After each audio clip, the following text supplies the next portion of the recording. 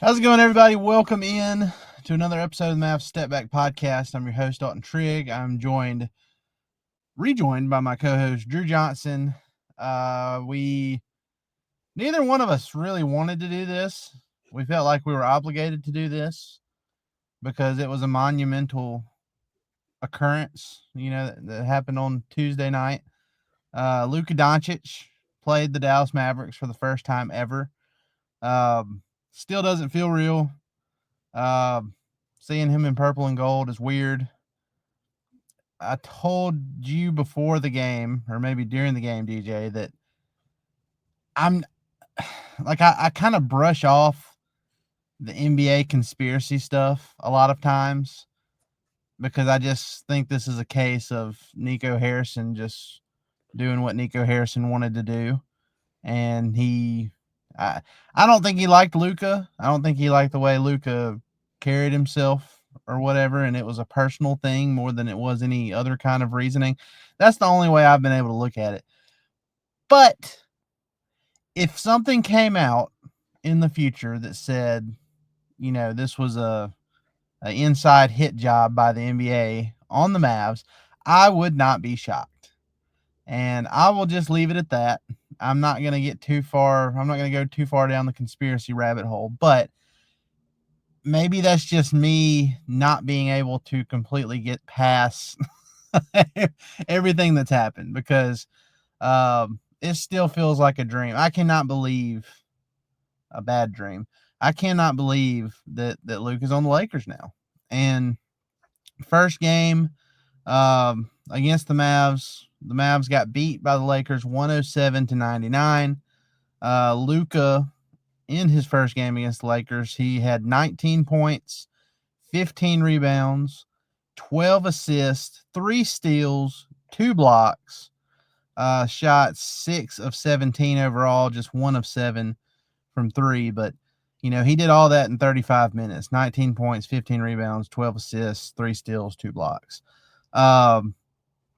LeBron James somehow was the best player. Somehow he's arguably the best player in NBA history. He's right there with Jordan. I know people debate that all the time, but his longevity is insane.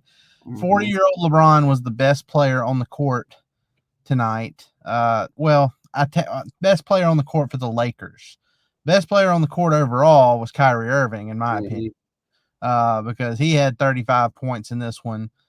Hit 5 of his 11 threes, 12 of 27 overall, also had 7 rebounds, 4 assists, 3 steals, 2 blocks. So, Kyrie, he came to play. The problem is nobody else came to play except for Klay Thompson in that fourth quarter. He had a little hot streak going on, and he had, I think, 11 of his total 22 points came in that fourth quarter alone. But for the majority of the game, it was Kyrie Irving versus the Lakers. And for this game to have so much hype around it, PJ Washington picked a really bad time to have arguably the worst offensive game of his entire career. He had some great defensive plays, and he ended up with 10 rebounds, 5 assists, 4 blocks, and a steal. Like he did other things. He made winning plays. Offensively, he was an absolute dud. 0 points. Went 0 of 9 from the field, 0 of 2 from 3. He was scared to shoot the ball with LeBron anywhere in the vicinity. He was, he would pass up open shots, drive into the paint, try to either score at the rim or try to make another play for somebody else and turn the ball over. It was a disaster class for PJ Washington on offense. So when you look at it from that perspective, DJ, with, such a horrible offensive game from PJ, and then, Kyrie not having a lot of help for most of the game until Klay got hot in the fourth quarter. And then the Mavs end up losing this thing by 8 points, not really having a center. If you look at it from that perspective, it's not that bad. But it's just everything combined with Luka playing his former team, and then, him starting off hot and hitting some big shots and then scowling and yelling at the Mavs bench. It's a lot. I did not enjoy it. That fourth quarter was fun at times, but I did not have a good time. So that's my rant. What did you think of the game? I was sad for the majority of it. You know, I'd kind like I've watched Luka a little bit um in a Lakers uniform, but that's about all I could stand of it uh until tonight where we had to watch the whole game and it was painful. It was a lot more painful than I thought it was going to be. Um and I wouldn't even say that he played, magnificent. I mean, he was good. Don't get me wrong, triple double's amazing, but I wouldn't even say that he played magnificent.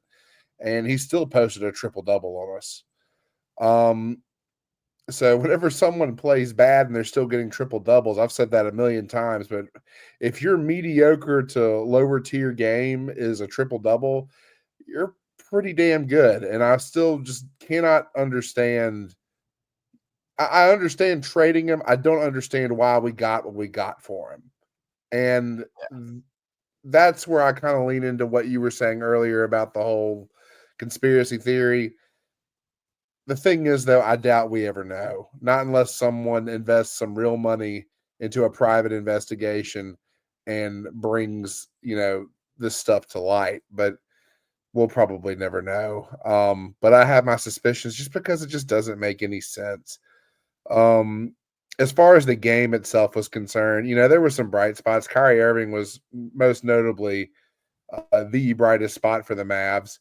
Um, he showed tonight that he can still carry a team offensively, but the glaring issue for us, it's been the same since both Gafford and Davis went down, is the fact that we don't have a rim presence. We don't have anything down there that can A, protect the rim, or B, give us any kind of size whatsoever on either side of the ball. And that hurts us greatly. Um, Especially whenever you consider that, our best players play their best whenever there's an actual serviceable big man on the floor. Not just Kyrie Irving, Klay Thompson plays much better in pick and roll situations with serviceable big men. So, that's a crutch that the Mavs front office is always going to use whenever they describe, why we didn't get it done this season. They're going to use the injury crutch, and that's fine. I get that. But I, I still have a hard time justifying that trade. Um, Especially if Anthony Davis does not come back this year. Down the stretch, it was fun. In the fourth quarter, especially, it was fun. But I almost feel like we went out sad at the end. It was very sad. We just, It was depressing. Like yeah, I, like, I, I like I had a little bit of like the juice was flowing because like there was a moment in that fourth quarter where like the Lakers would hit a three, Najee Marshall hit a three, the Lakers hit another three, Klay Thompson hit a three. So it was like kept going back and forth, with the Mavs tying it. And then they had several opportunities when they were down one or when it was tied to take a lead, and they just could not do it. They could not get over that hump. And I have a couple of points here I want to make. First, just going back to the trade stuff again. What makes it so hard, and I mentioned this on the last pod I did, there's just it's hard to just like yes, if Anthony Davis is healthy and if Derek Lively never goes down, if Gafford never goes down, and you have all those bigs, incorporated with the guys that are out there right now, it's not as bad I know. for right now because Yeah. we saw it in that Houston game in that brief 2.5 quarters. What this team could look like. So that's fine. But the reasoning behind the trade is what will never make sense because, if you want to, how can I say this? If Nico Harrison's main reason for trading Luka was durability issues, if he's worried about how Luka's going to hold up over the next 10 years of his career, let's say he plays till he's 35. Uh, you know, that's one thing. Okay. But if you have concerns about that, why did you trade for a player in Anthony Davis who is 32, or he's about to turn 32? I don't know if he's 32 yet, but you're trading for a guy who has a history of getting hurt. So I mean, how can that be your reasoning for it? If your main reasoning is defense wins championships or whatever, I mean, yeah, that's true. But I mean, if your team is going to score less than 100 most nights, which again, I know I'm cherry picking here because this probably wouldn't have happened if AD was available. But these last two games, they haven't even gotten over the. Did they even score 100 points in that Warriors game? I don't even remember. Let I me don't see. either.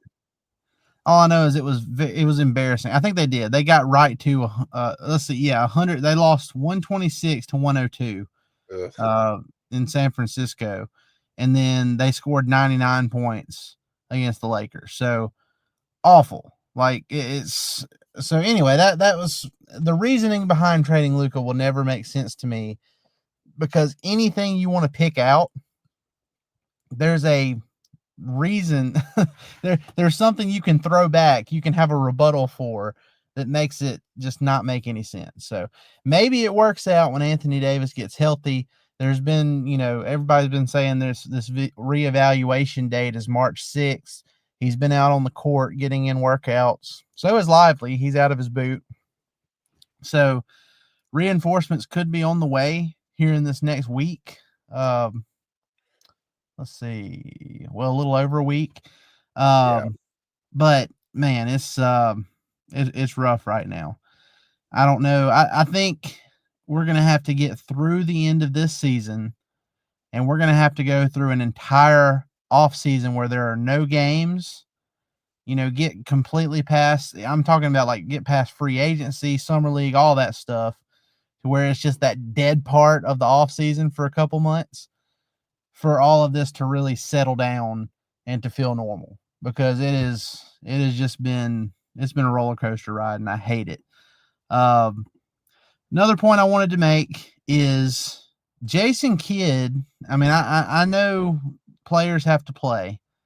PJ Washington was awful on offense tonight. Jason Kidd is directly responsible for these last two games and the starts that the Mavs have gotten off to. Because look, Kessler Edwards, I like him as a two-way player. I've gone on record several times saying he's probably the most talented two-way contract player the Mavs have ever signed because he has real NBA intangibles and he's played in real NBA games and shown what he can do. But starting Kessler Edwards has reached its limit. We Yeah. cannot continue to start Kessler Edwards at center. I don't care. I don't care if the Mavs don't have any centers at all. We cannot continue to start him. You We know, don't. I mean, Dwight Powell came back tonight, and he had some good minutes early on there, but he ended up being a -6 on the night, and I swear that -6 came in that final stretch in the fourth quarter because what's the point of having Dwight back, having a bigger body back like that, if he's not going to box out somebody coming in for offensive rebounds? LeBron, Dorian Finney-Smith, I think Rui Hachimura got in there and got some second chance points.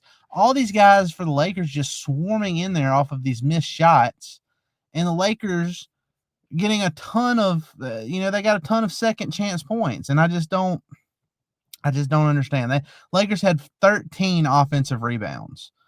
Um, I don't get it. And they out rebounded the Mavs by 12, which, Oof. is to be expected because the Mavs don't have any bigs. But, the Lakers didn't play extremely big themselves. I mean, Jackson Hayes, they had him to throw in there. But other than that, they didn't have And any centers. he isn't a real big. He's an athlete. He just runs up and down the floor. He can catch lobs and he can block shots. And yeah, he's tall, but he's not going to dominate the glass. No, what the issue is we're putting lineups out there that are so freaking small. I mean, we're putting lineups out there that are smaller than anything that I have ever seen in an NBA game. Like literally, your 5-man is 6'8". How tall is Kessler Edwards? 6'8". 6'8". Yeah, he's 6'8". So we had Omax out there, who I think's about 6'9", but still, that is tiny for an NBA 5. Look, I don't care how tall he is, how tall the 5 is, because I get, the Mavs center situation. It's just his Kessler Edwards' lack of offense Yep. is what's in my opinion, is what's killing the Mavs in these first quarter. Like they got off to such a poor start. Well, I take it back. They started off that Golden State Warriors game with a 9-4 lead. Then Steve Kerr took a timeout, and coming out of that timeout, the Mavs gave up 16 consecutive points before Jason Kidd would call a timeout.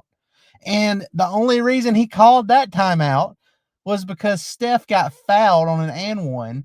So it was probably going to be like it was close to a media timeout anyway. So Kidd just said, okay, well, we'll call the timeout. So essentially, you lost the game in that moment in the first quarter. I mean, it sounds silly to say because you have so much more game to play, but I mean, he's getting his team off to bad starts because he just has this thing for Kessler Edwards. I don't know. Tonight, 20 points for the Mavs in the first quarter. That's not going to do it. You get in a hole early, nobody's in a rhythm, and then you're just playing, uphill for the rest of the game. And we saw it. They weren't able to get over the hump when it mattered most. And in the fourth quarter wasn't much better. They had 22 points. So I don't know. Those 13 minutes for Kessler Edwards, if he's not going to try and do more offensively, uh, then they're going to have to do something else. Omax probably isn't going to do anything offensively either. Put Najee Marshall in the starting lineup. Put him in there. At least you have somebody who can handle the ball. Who's a And threat. yeah, He's a threat. he's a two-way threat. He's not the greatest three-point shooter, but he can hit a three, as he showed tonight in the fourth quarter. Put him in there. Put Dante Exum back in there. But I thought he just played pretty okay. yeah, I mean, and Exum, he was 2 of 7 on his threes tonight. Every one of those threes was wide open. So if he can just, get some of those to fall, he'll be fine. Now, I have to say, even though I'm saying that Kessler Edwards has to give more offensively, he still gave more offensively in 13 minutes than PJ Washington did in 35. He, Kessler Edwards had 2 buckets. He was 2 of 5 in 13 minutes, and he had 4 points. PJ had 0 points in those 35 minutes. But in those 13 minutes, Kessler Edwards was a negative 15. So, it is crazy. And Klay Thompson, in his 30 minutes, it says he was a negative 20. And considering that, burst he had in the fourth quarter, it makes me wonder what that number was before he started playing that way. So I don't know. I'm just venting at this point. I don't know what, the Mavs, they're only a game back of the 6th seed in the West.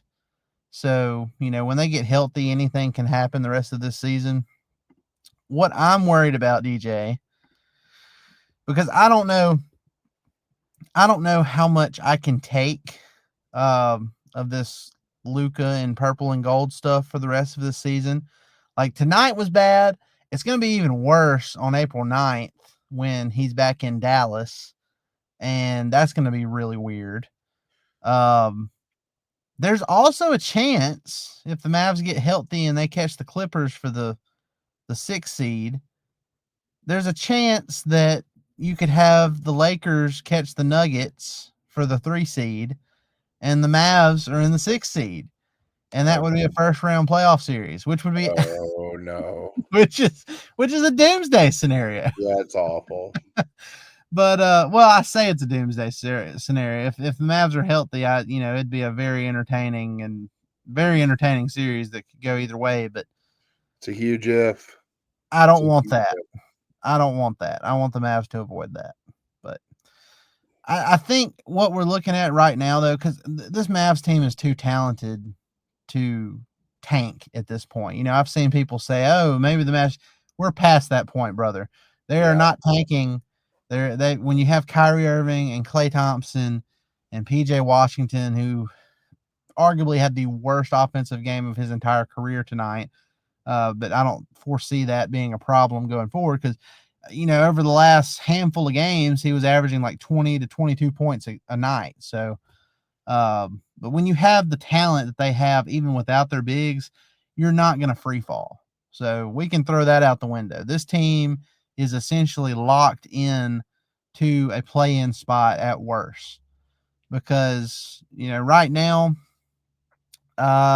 there's 2 games separating the Timberwolves, the Golden State Warriors, the Mavs, and the Sacramento Kings in that 7 through 10 play-in spot range. So, and then when you dip below that, the Phoenix Suns are 2.5 games behind the Sacramento Kings for that 10th spot.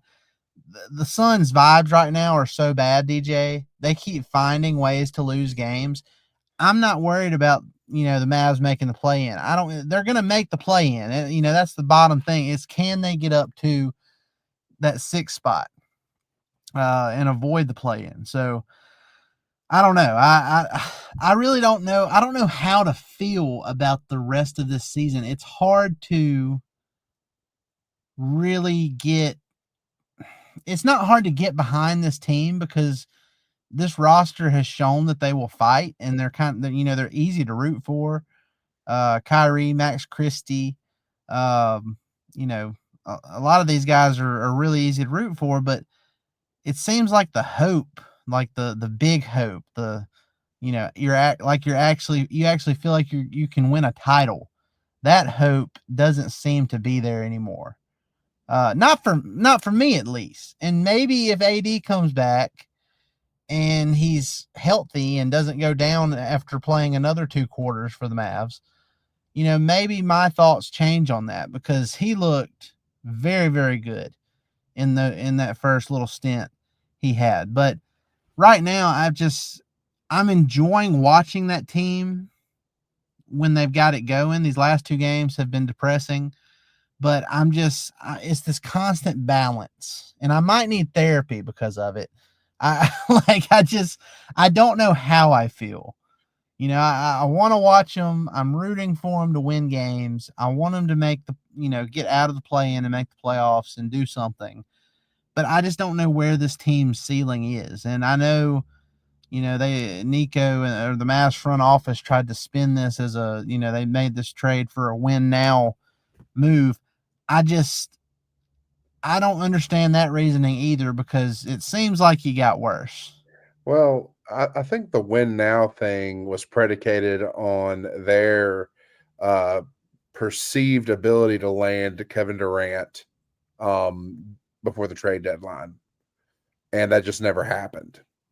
But even minus the whole Durant thing, we don't know what this team actually looks like whenever everybody's healthy. And the sad part is we may never we may never actually find that out. Um, I hope that we get everyone back healthy before the playoffs. And yeah, who knows if we do, we could make a run. I mean, if we have everyone healthy, we have the best, front line in the NBA. And it's not even close.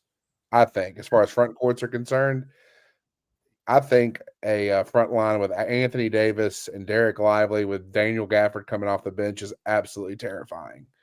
Um, Yeah, and there was we haven't even seen AD and Lively yet. right, Lively was still out when AD played his first game, so only game. right. So I mean, it's really easy to get down right now, but we have to understand that, and they're going to use this crutch. And I hate that they're able to use this crutch, but they have a legitimate, thing with this. Is we just don't know. We just don't know what we actually look like. We don't know what we actually have when everyone's healthy. Um, and we may never actually find that out, unfortunately. Well, maybe not this season, but maybe so because again, you know, that reevaluation date is March 6th, and it seems like AD and Lively are on the cusp of coming back. Seeing them doing on court workouts, before the games and everything, it's an encouraging sign. Now Gafford, I don't know about Gafford. He might be he might not come back for the rest of this season, but Yeah. I don't know. We'll see. I mean, it's people who are still like angry, like super mad at Nico, and people think Jason Kidd had something to do with the trade and all that. I get that. That's fine. But people acting like those guys are going to get fired anytime soon, I think you're fighting an uphill battle there. They're not going to get fired. And as much as we hate it, that crutch you're talking about was saying no, the injuries have, it's a legitimate crutch because It's the legit. Mavs even before they traded Luka, this is probably the worst NBA luck for a title contending team, potential title contending team in NBA history. Ever. Like Yeah. it's been absolutely unprecedented. It's awful. So they no matter what you think about the Luka trade, they're gonna have that as a crutch. And I think if they go into, no matter how this season ends, if they go into next season and they're kind of middle of the pack, underperforming again by mid-season, then I think you start to see the hot seat for both Nico Harrison and Jason Kidd start to heat up there. So we'll see. It's gonna be hard to wait it out because it was already hard enough. The shock of it was so bad. That first night when that Shams Sharania thing dropped saying Luka was traded. I was up until 6 a.m. Just did not sleep. And I paid for it greatly for the rest of that week. And I don't know if I've fully recovered from it. And like I said, I feel like it's going to take a full off season to completely get over it. So it wouldn't have, I feel like it wouldn't have been as bad if AD hadn't gotten hurt in literally his first game. Like that is such a karma thing if I've ever seen it, because people were talking about, oh, AD's played more games than Luka has over the last, I think it was like 2.5 seasons. Oh, AD, he played a career high 76 or 77 games last season, and he's played more games than Luka. And then the first game, DJ, he goes down, and it's like as if the fan base's morale wasn't already just like stomped in the dirt, but then they spit on it too, and they rub that in. So it's just awful, And awful. then Gafford blows out his knee. Or is Yeah, his then MCL? But I mean, yeah, God, somebody ran into Gafford's knee and contact injury. Just awful luck. Absolutely awful luck. Yeah, the AD thing was non-contact too. And then some joker on Twitter came out and blamed Mavs fans for rushing. Oh, Davis felt like he needed to rush back because Mavs fans were so upset about it. Shut up. That that had is nothing, not true. nothing to do with That is, anything. no. No. But anyway, I think that's enough ranting for tonight because I'm all out of things to say, at least good things to say. Was that good things that I said in this podcast? I don't know. No, but they're No, I don't think relevant, it so was. No, it's all relevant. I'm just so used to saying good things. I guess that just came out. But no, I think it has potential to get better, but I'm having a hard time seeing the light at the end of the tunnel. We got to get Anthony Davis back. We got to get Derek Lively back, and take some of the strain off of these other guys, because another thing we got to watch for is potentially running Kyrie Irving into the ground Yeah, uh, before the end of this season, because he's been outstanding. If the Mavs end up getting the 6th seed, I feel like he should be an MVP candidate. I've seen some buzz about that in the national media. well, I say some, but I think it was just Kendrick Perkins who brought it up. And it was one of the few takes that I actually agreed with Kendrick Perkins Maybe on. the only Uh, one. yeah, maybe the only one, because I mean, look, given all the stuff this team has gone through, if they somehow find a way to stay out of the play-in and they're that 6th seed at the end of the season, with the, Kyrie having a 50, 40, 90 efficiency year, and, I don't know what he's at, like 25, 26 points a game or whatever. I think he has to have some consideration there. So, we'll see. We'll see. It's as they say, it was probably going to get worse before it got any better, and it hasn't gotten any better, any better just yet. It was nice when the Mavs had won 5 out of their last 6 games, but now they've dropped 2 stinkers in a row to the Golden State Warriors and Luka's Lakers, which will never be normal to say for me. So, guys, we appreciate y'all coming in and listening to us as always. Be sure to go like, rate, and subscribe on all your favorite podcast platforms. Hit that subscribe button on our Substack. If you want to use our QR code there, it'll take you directly to it. Or you can just go to your browser on your phone or on your computer and type in mavsstepback.com, and it'll take you directly to our website. And you can just put in your email and you can sign up for free. Now we have free content. If we ever do bonus content, whether it's written content or sometimes I'll do bonus podcasts that don't even get put on, Apple Podcasts, Spotify, and all that. You can also pay $5 a month for the extra content that we do too. So either way, we appreciate it. We just got to 100 subscribers the other day on our Substack. So less than 2 months into this, that's not too bad. I'll take it.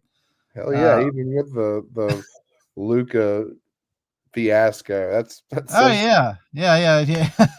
The when you expected the interest to just bottom out, it's still there. It's still making its way up. But like I said, that's something that should also improve when the Mavs get healthy, if the Mavs get healthy. So, Yeah. but we appreciate it, y'all. I mean, that's a good start. We will definitely take it. Be sure to go subscribe at mavstepback.com for more Dallas Mavericks content. We appreciate it, y'all. Y'all have a great rest of your week. We'll see you next time.